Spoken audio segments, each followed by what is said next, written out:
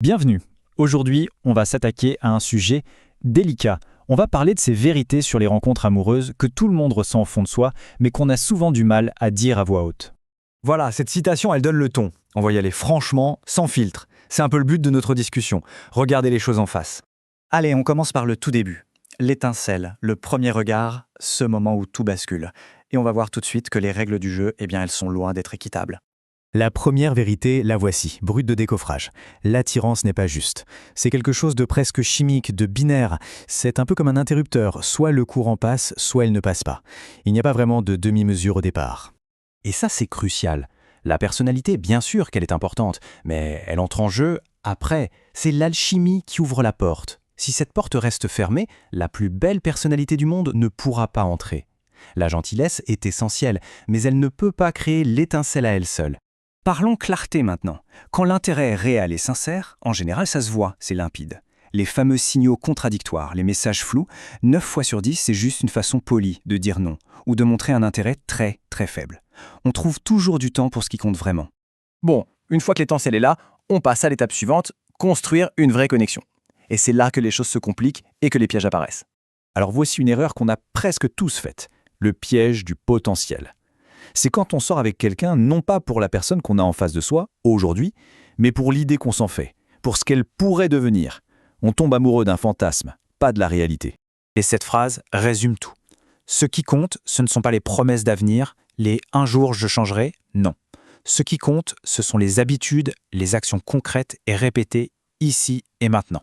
Attention aussi à une autre vérité un peu contre-intuitive. Les débuts passionnés, les grands gestes spectaculaires, ça peut être magnifique, mais parfois ça peut aussi cacher une forme d'instabilité, un besoin de prouver quelque chose très vite. La différence est vraiment là. D'un côté, l'intensité, c'est le feu d'artifice. C'est rapide, c'est bruyant, c'est impressionnant, mais ça s'étend aussi vite que ça s'est allumé. De l'autre, la constance. C'est une flamme stable, plus calme, peut-être moins spectaculaire, mais elle réchauffe et elle dure. Pour construire, c'est de cette flamme-là dont on a besoin. Parce que oui, l'alchimie c'est le carburant, mais si les deux voitures ne vont pas dans la même direction, ça ne sert à rien. Un feu sans alignement, ça brûle très vite et ça peut même faire des dégâts. Il ne faut jamais confondre l'alchimie, qui est nécessaire au début, et la compatibilité, qui est indispensable pour la suite. Maintenant, parlons de la relation qui s'installe, de la dynamique au quotidien. C'est là que des standards, souvent invisibles, se mettent en place et déterminent si la relation sera saine ou non. Ça, c'est une idée très forte. Une relation, au fond, elle est en compétition directe avec la paix qu'on peut avoir en étant seul. Si être en couple devient plus épuisant, plus angoissant que d'être seul, c'est que quelque chose ne va pas du tout. La relation doit ajouter de la paix, pas en enlever. Et voilà une règle d'or, mais silencieuse. Les vrais standards d'une relation ne se définissent pas par ce qu'on dit, mais par ce qu'on accepte. Chaque fois qu'on tolère un comportement qui nous dérange, on en fait, sans le vouloir, la nouvelle norme. C'est un point absolument fondamental. On ne peut pas attendre de l'amour de l'autre qu'il vienne combler un manque d'estime de soi. Ça ne marche pas comme ça. Si une personne, au fond, ne se sent pas digne d'être aimée, elle va inconsciemment être attirée par des partenaires qui vont confirmer cette mauvaise image d'elle-même. Le travail sur soi est indispensable. On aborde maintenant le chapitre le plus difficile forcément, la fin d'une histoire. Les ruptures, le rejet, il y a des vérités importantes à comprendre pour réussir à tourner la page. C'est la première question qui nous hante quand on se fait quitter ou rejeter. Qu'est-ce qui ne va pas chez moi? Est-ce que ce rejet est une attaque contre notre valeur personnelle? Eh bien, dans l'écrasante majorité des cas, la réponse est non. Le rejet est très rarement personnel. Pensez-y, ça peut être le mauvais timing, des blessures du passé de l'autre, une histoire avec un ex pas terminée, ou tout simplement des préférences qui n'ont rien à voir avec notre valeur. C'est souvent une question de circonstances, pas de personne. Ça, c'est dur à entendre, mais c'est une vérité libératrice. Le silence, c'est une réponse. Ne pas avoir de nouvelles, c'est une information en soi. Attendre une conclusion claire alors que tout montre que c'est fini, eh bien l'absence de conclusion est la conclusion. Le message est déjà passé.